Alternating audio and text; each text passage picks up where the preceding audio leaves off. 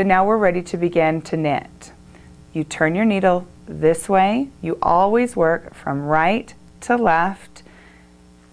You can introduce your second needle at this time. I'm going to show you how best to hold your yarn. The way that I hold my yarn, I slide my pinky finger through, I wrap it around once, and then I hold my needle with this hand. So if you can see, that's how I'm holding my yarn. I'll show you that one more time. I slide my pinky through, around once, and then secure with my needle this way. Okay, we're ready to begin. Take your right needle and insert it into the first loop on your needle. If you saw how I did that, I've entered from the left-hand side of the first stitch, and I enter from the front to the back. So my needles are crossed. Now I'm going to take the yarn that's in my right hand, I'm going to bring it around from behind, across the top of my right needle, and between the two needles right here at the tips. I'm going to pull that so that it's tight, so there's tension here, and then I'm going to very carefully use the tip of this right needle to bring that piece of yarn through. Then I'm going to use this right needle to slide that stitch off of the left needle. So now I have 1 stitch on the right needle and 9 stitches on the left. Let's do that again. We're going to enter from the left side of the second stitch, from front to back, sliding it through. Take the yarn in your right hand, bring it around from behind, wrap it around the back needle, and have it come back between the two. Then carefully using the tip of the needle, keep it pressed against the needle in your left hand as you slide it through. You'll now have 2 stitches showing on your right needle, and then you can slide that stitch off of the left needle. So now we have 8 stitches on the left and 2 stitches on the right.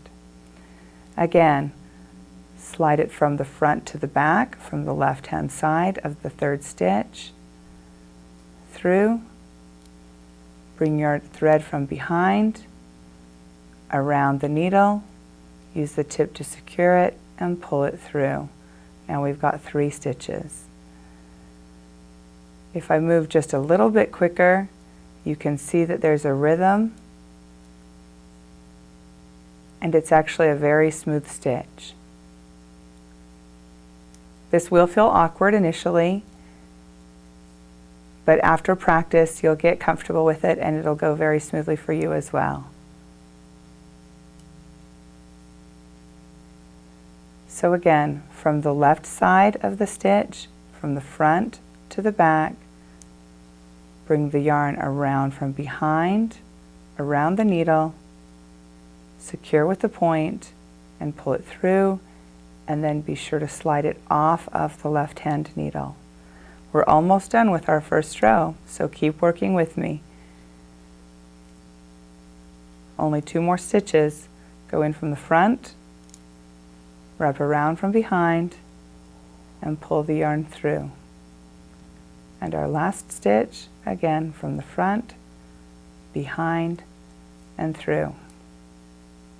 We've just completed our very first row of knitting, and this is how it should look to you at home. Okay, now we're going to turn it around, and I want you to look at this part so you can see the difference. If you look on this side, I'm going to use this needle to point so you can see exactly what I'm talking about. If you're looking at this side, you can see how there are these little bumps across this needle. This is the way a purl stitch looks. Now I told you that we were knitting. There's knits and there are purls. From the back side, all knitted stitches are purls, and from the front side they will be knits, and the same is true in reverse. So if you've just done a row of purl stitch and you turn it over, it will look like a row of knits. So the front side is knitting and the back side is purling, or the other way around. Look back at the other side just by swiveling your needle up, You can see how these stitches are flat and V-shaped. This is your knit side, the flat V shapes, and if you turn it back, the bumpy sides are your purl stitches. That's how one way that you can tell which side of the work that you're on is whether you're working with the V's from the knitting side or the bumps from the purl side. Thanks for watching. Click on the next step or replay to watch another video, and please rate, comment, and subscribe. You can also visit AmericanKnitter.com to purchase the knitting DVD set.